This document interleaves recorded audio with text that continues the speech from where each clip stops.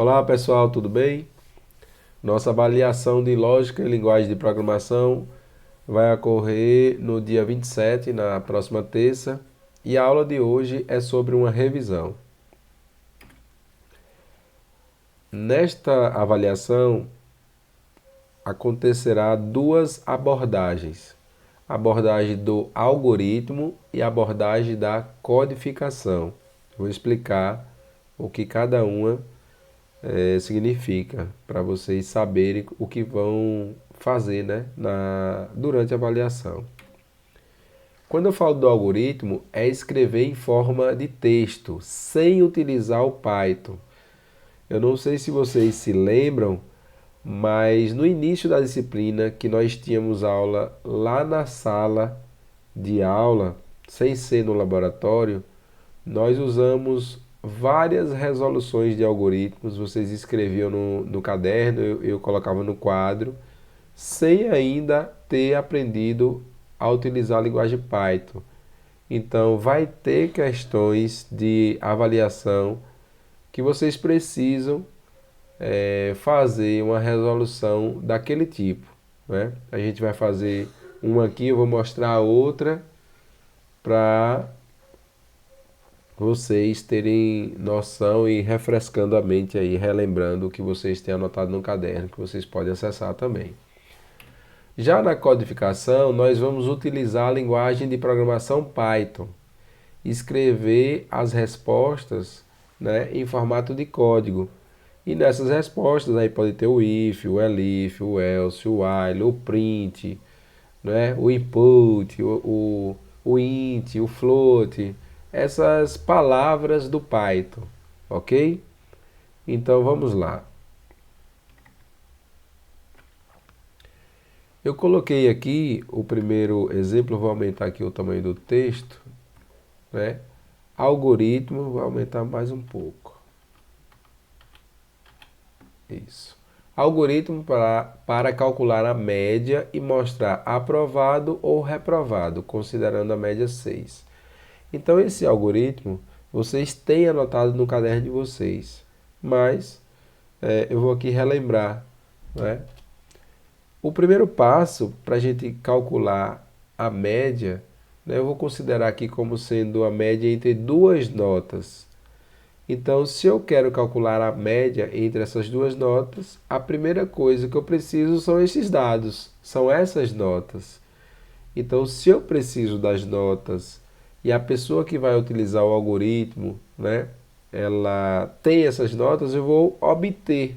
Então, o primeiro passo que eu vou colocar aqui do meu algoritmo é obter a nota 1, certo? O segundo passo, obter a nota 2, que lá no Python, né, vocês vão utilizar o input, vocês lembram? Depois que eu obtenho a nota 1 e obter a nota 2, eu posso somar, né? Somar as duas notas, certo? E para calcular a média, eu posso dividir o resultado da soma por 2. Pronto, eu já tenho a média, né? Se o resultado da divisão, que foi a última operação que eu fiz ali em cima, for igual ou maior que 6, né? Mostre ou imprima, né? Aprovado, certo?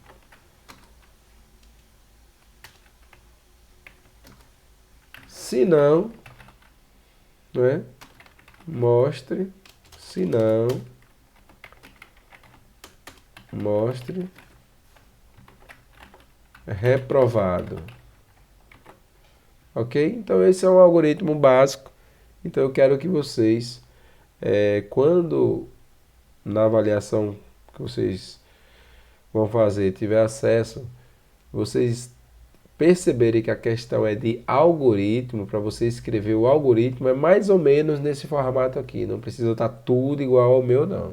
Aqui é só para vocês terem uma ideia de como é que vai funcionar.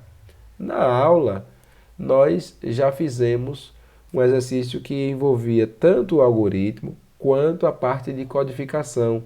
E o algoritmo é um pouco parecido com esse aqui, né? O algoritmo da cantina. Você chega na cantina, vai comprar alguma coisa, não conhece, por exemplo, os itens, nem os preços, e aí eu tenho esse algoritmo, onde eu tenho no passo 1 apresentar a tabela de itens com os respectivos preços. Então, quem chega ali já vê a tabela do que tem na cantina, do que vende na cantina com seus preços. Passo 2, perguntar se o cliente deseja comprar alguma coisa, né? Você chega lá na cantina, a pessoa, e aí, você quer o quê? Quer comprar alguma coisa? Quer um pastel, quer um suco, um bolo? Não é assim que funciona? Então, se a pessoa quer comprar alguma coisa, ela vai para o passo 3, que é perguntar o que ela deseja. Se ela não quer, já vai finalizar, já vai mostrar o valor total ou mostrar zero, né, que ela não comprou nada, entendeu? Então, se ela deseja comprar alguma coisa, vai para o passo 3. E o passo 3 é perguntar qual item o cliente deseja. Então, depois que o cliente escolhe o item, não é? O algoritmo vai somar o valor desse item ao valor total. O próximo passo é o 5, é voltar para o passo 2, perguntar se ele quer mais alguma coisa. E aí vai ficar nesse ciclo. Se ele quiser mais alguma coisa, pergunta o que ele quer e soma o valor do que ele escolheu ao valor total. Certo? Depois vai executar o passo 2 de novo. E por aí vai, até que ele desista, né? Até que ele fala, não, já chego, já escolhi tudo que eu quero. E aí mostra o valor total da compra. Quando ele disser que não quer mais comprar nenhum item, vai para o passo 6, que é mostrar o valor total da compra. Certo? Então, este é um modelo de algoritmo para que vocês consigam, né, resolver uma questão em forma de algoritmo, não em forma de código. Esse algoritmo, inclusive, aqui da cantina, ele pode ser traduzido em qualquer código, pode ser em Python, em C, em Java, entendeu? Eu não estou preocupado nesse momento aqui com o código, ok? Vamos agora revisar a parte de código. Aqui eu estou com o algoritmo, agora eu vou revisar a parte de código. A primeira coisa que eu coloco aqui na parte de código, né, eu sei que vocês fizeram uma prova recente, né, uma avaliação recente, e assim, eu acredito que a maioria tirou uma nota boa, razoável, né? Mas assim, eu vou revisar até o básico. Eu vou do básico e vou revisar mais as estruturas, né? Eu não vou fazer muitas questões, aplicar muitos conceitos aqui, não. É a estrutura do Python, a estrutura que nós estudamos até o momento, ok? Então vamos começar. A primeira coisa que eu vou colocar aqui na tela é um print. Esse comando, ele imprime na tela, ele mostra na tela. Print significa imprimir, certo? Quando eu quero imprimir na tela, eu abro aspas, né? Duplas aqui no caso, e ele já abre aspas e já fecha aspas e já deixa o cursor do mouse no meio. Então aqui eu coloco assim, ó, revisão para avaliação. Então a aspas é no início da frase, né, e no final, porque o computador precisa saber onde é que começa e onde é que termina essa frase, ok? Quando eu clico aqui no executar, né, a primeira vez ele está conectando, demora um pouco, mas ele vai mostrar aqui embaixo revisão para avaliação, certo? Então aqui é o comando print. Esse comando print, ele pode também, por exemplo, idade, vou colocar tudo minúsculo, idade igual a 20, certo? E aí eu vou colocar assim agora, vou mudar essa frase, vou colocar assim, a sua idade é, dois pontos, vou dar um espaço, coloco vírgula e coloco a variável idade. E ele coloca, a sua idade é, e imprime o valor 20 também na frente da frase. Então esse print agora, ele já está utilizando uma frase juntamente com um valor de uma variável, certo? E aí os dois são separados por vírgula. É só uma variação do print para, vamos dizer, você mostrar a mensagem, as respostas de uma maneira mais elegante, vamos dizer assim. Eu vou colocar mais um código aqui. E aí eu vou fazer uma alteração desse programa.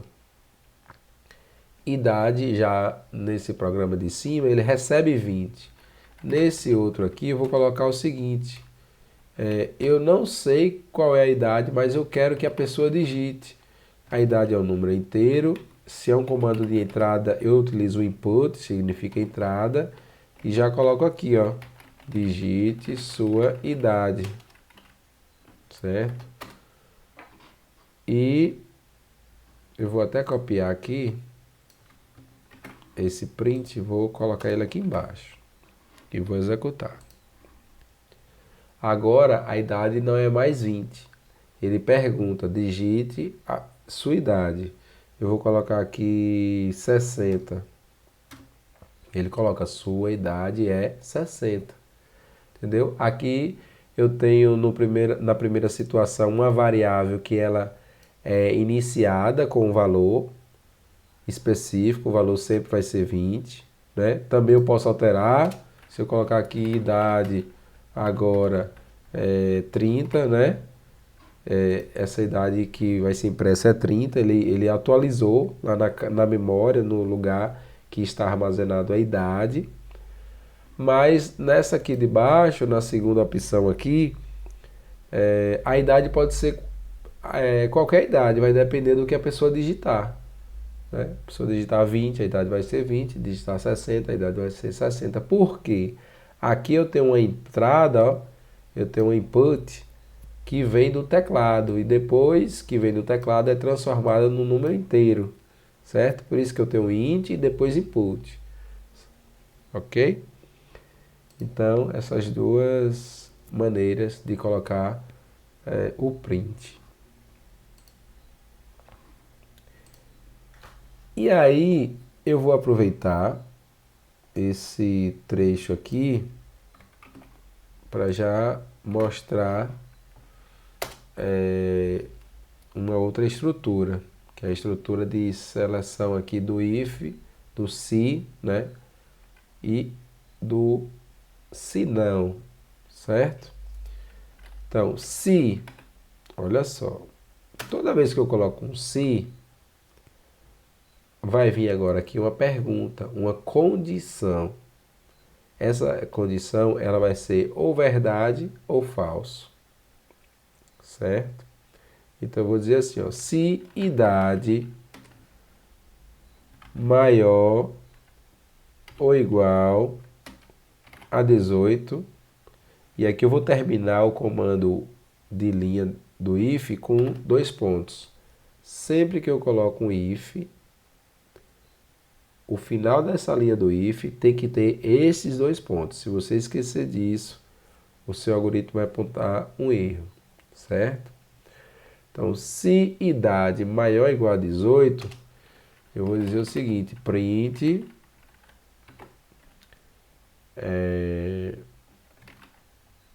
maior, se é maior de idade, né? Pronto. Ele só vai, eu vou executar aqui, ó. O que acontece? Eu vou dizer que eu tenho 30, e ele vai imprimir maior de idade. Eu vou executar de novo, e vou dizer agora que eu tenho 15. E ele não faz nada, não imprime nada. Porque eu só coloquei o if. E o if só é executado se a condição for verdade. Então, se eu colocar um número maior que 18, vai imprimir maior de idade. Mas se eu colocar um número menor, né, ele não vai fazer nada. Para que ele faça alguma coisa, eu tenho que colocar o else. Aqui está errado, né? Porque o else eu tenho que colocar na mesma direção do if. E o que está dentro do else, eu tenho que colocar com esse espaçamento. Não esqueça desses espaçamentos, certo? Esses espaçamentos diz o que é que está dentro do outro aqui. Diz, eu vou até colocar aqui, deixa eu concluir o problema que eu vou complementar. Aí print menor de idade. Agora eu executo. Digite sua idade. Idade é 26. É maior de idade, vai imprimir maior de idade. E agora quando eu digitar uma idade menor, por exemplo, 8, ele vai imprimir que é menor de idade. Ok? Agora sim. Imagine que seja uma festa e a pessoa só pode entrar se for maior de idade. Eu posso imprimir aqui, ó, print, acesso permitido, certo? E aqui, ó, print, acesso negado, ok? Então esses dois prints aqui, ó, eles estão dentro do if. Esses dois prints aqui, eles estão dentro do else. Como é que eu sei? Pelo espaçamento, entendeu? Se eu coloco um print aqui dessa forma, ó, print,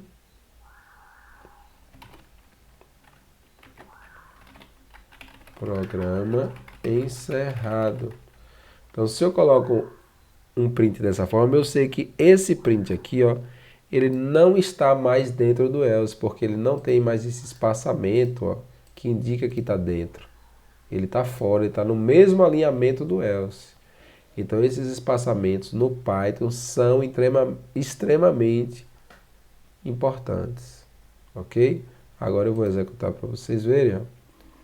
Se eu colocar aqui a idade é 42, ele vai imprimir maior de idade, ele imprime o que está dentro do if, porque deu verdade. Ele imprime maior de idade, acesso permitido e programa encerrado. Tá vendo que o programa encerrado não está no else. Se eu coloco agora uma idade que seja menor, por exemplo 2, ele também imprime programa encerrado. Entendeu? Essa questão tem que ter bem atenção. E esses espaçamentos aqui no Python e em qualquer linguagem de programação recebe o nome de indentação.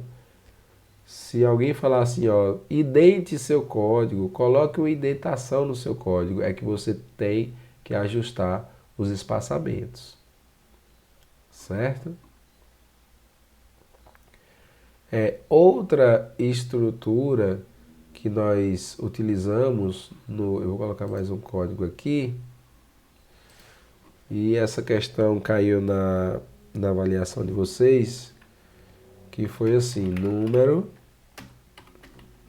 mais ou menos, não precisa estar completamente igual não, mas eu sei que foi mais ou menos dessa maneira aqui, digite um número, corrigir, digite um número, né?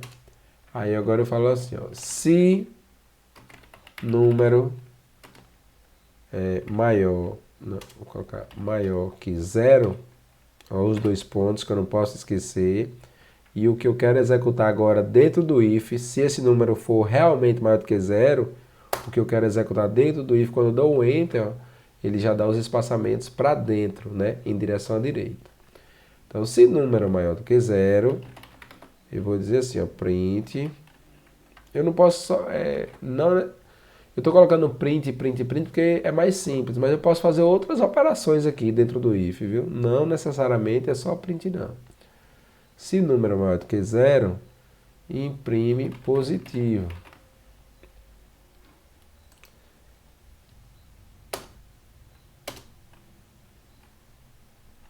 Agora, eu não tenho só duas condições para ter só if e else. Eu tenho if para número maior do que zero. Eu tenho o elif.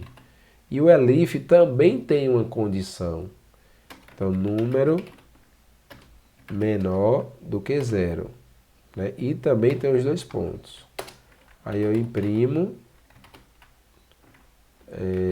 negativo. Aí eu volto aqui, ó, else, dois pontos, eu imprimo. Porque se ele não é positivo, não é negativo, ele é neutro. Certo? Então, ó, o if, ele tem uma condição aqui, que ela vai ser ou verdadeira ou falsa.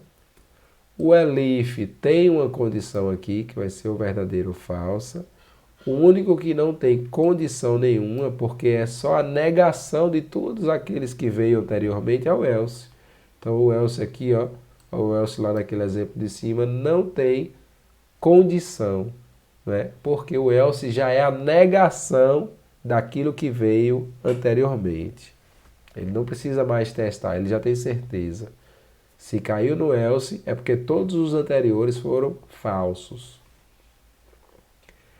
Então essa aqui é uma outra estrutura, ok?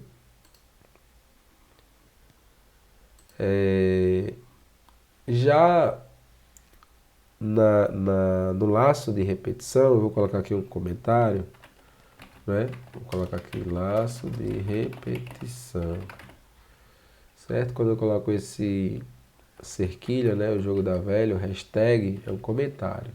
Ou seja, esse nome aí, laço de repetição, ele não vai ser considerado no programa. O interpretador Python desconsidera, porque sabe que é um comentário. E a gente usa muito isso para nos ajudar, né? No clareamento, na explicação dos códigos. Inclusive, se você está estudando, é bom você utilizar de comentários para explicar cada parte, cada linha do seu código.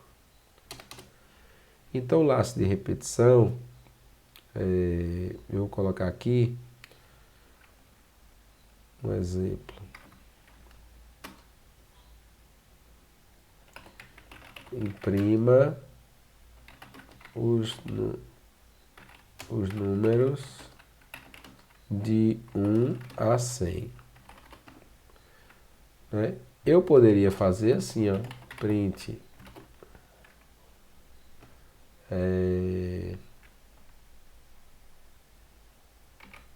print 1, né? Aí eu vou, já fiz um, print 2, até 100. Quer ver? Vou colocar aqui, ó, já tem o 1 e o 2, ó. Eu posso ir nesse andar aqui até 100. Mas na computação, né, tem muitas técnicas, muitos artifícios que facilitam a nossa vida. Então, eu vou colocar assim, ó, conte para contador, eu vou colocar o nome todo, contador igual a 1. Aí eu vou colocar enquanto contador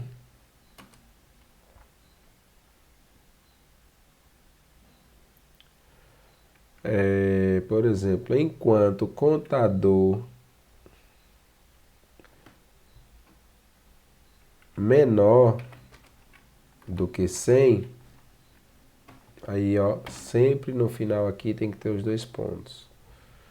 Enquanto contador menor do que 100, né, imprime contador, imprime o número, né, que é contador mesmo, tá certo? Imprime contador que ele vai de 1 até 100. Só que se eu executar, isso aqui vai dar um laço infinito, porque o contador tem que ir aumentando para chegar até 100. Então, contador é igual a contador mais 1. É a maneira mais básica de fazer. Você pode botar o mais igual, tirar esse contador aí do lado direito, né? Então vamos ver se realmente ele imprime até 100. Então deixa eu olhar aqui. Ó, imprimiu até 99. Por que imprimiu até 99? Ó, começou no 1, tá correto, que eu quero os números de 1 até 100 para ser impresso. Porque eu coloquei menor.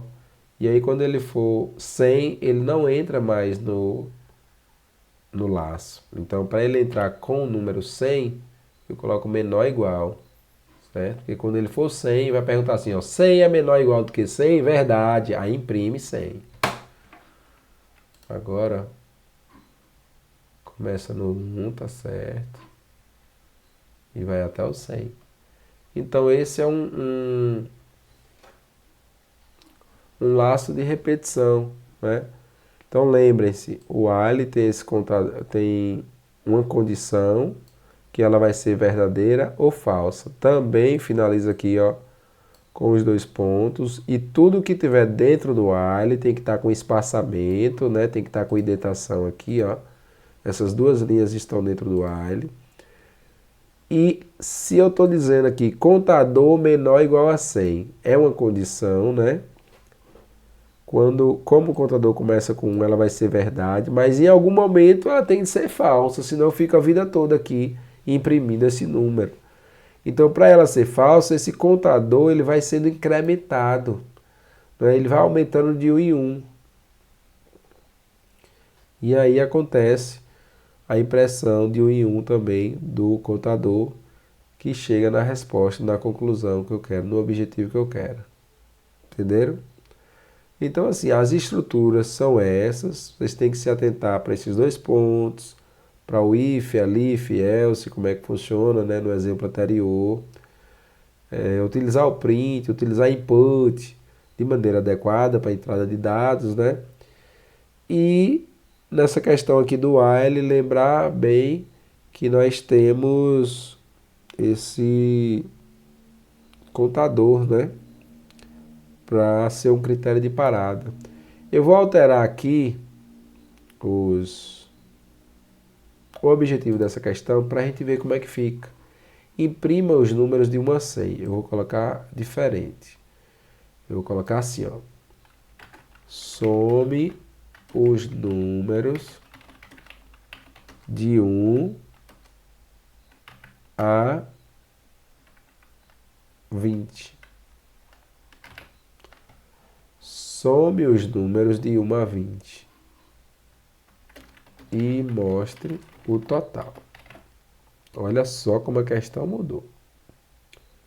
Esse contador, ele pode continuar, porque eu quero de 1 a 20, né? E ele está começando em 1. Agora, enquanto o contador menor ou igual a... Então tem que ser menor ou igual a 20. Eu quero ir de 1 a 20.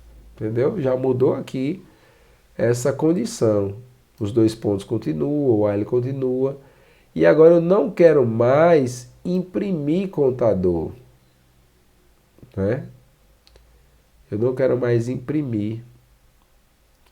Esse aqui está certo, ó, que ele está incrementando, mas eu não quero mais imprimir, eu quero somar. Eu quero agora manter uma soma do valor do contador. Então eu vou colocar aqui, ó. Eu vou colocar aqui soma igual, né? Soma igual não, soma recebe 0. Contador recebe 1 e soma recebe 0 aqui. Então aqui eu vou dizer o seguinte, soma é igual a soma mais contador. Porque agora eu vou somando, né? Eu vou criando tipo um histórico aqui da soma. Lembra lá da cantina também? Valor total é igual ao valor total mais o valor do item, né? É a mesma coisa aqui. E aí eu vou... só que aqui eu não estou imprimindo. E eu não quero imprimir todas as vezes que o while executa. Então eu vou imprimir fora. Eu vou colocar aqui, ó, print, soma. Certo? E aí deu 210. Eu vou colocar um valor menor só para a gente testar, né? Por exemplo, de 1 até 6. Só para a gente testar, ver se está fazendo certo. Porque 210 fica mais difícil para a gente conferir. de 1 até 6, está dizendo que é 21. Então vamos lá. 1. 1 mais 2, que dá 3, né? Mais 3 dá 6. Mais 4 dá 10. Mais 5 dá 15. Mais 6 dá 21. Então bate o resultado. As somas dos dígitos de 1 a 6. Então, provavelmente, de 1 a 20, eu vou alterar aqui, ó. Os números de 1 a 20 soma-se 210. Ah, somar todos os dígitos de 1 a 100, né? Aí já vai dar 5.050. Entendeu? Mas a questão pediu de 1 a 20. Então essa foi a nossa revisão. Não é? É uma aula assim que não foi tão curta e nem tão comprida, né? Que geralmente a gente tem 3 horas de encontro. Aqui nós estamos passando um pouco dos 30 minutos. E eu desejo aí bons estudos para vocês, né? Até terça-feira de tarde, na nossa aula às 2h15. Leve lápis, viu? Vai precisar escrever o algoritmo. Papel também, se quiser rascunho. Talvez o caderno de vocês seja suficiente. Eu vou levar algumas folhas também para esse momento. Até lá.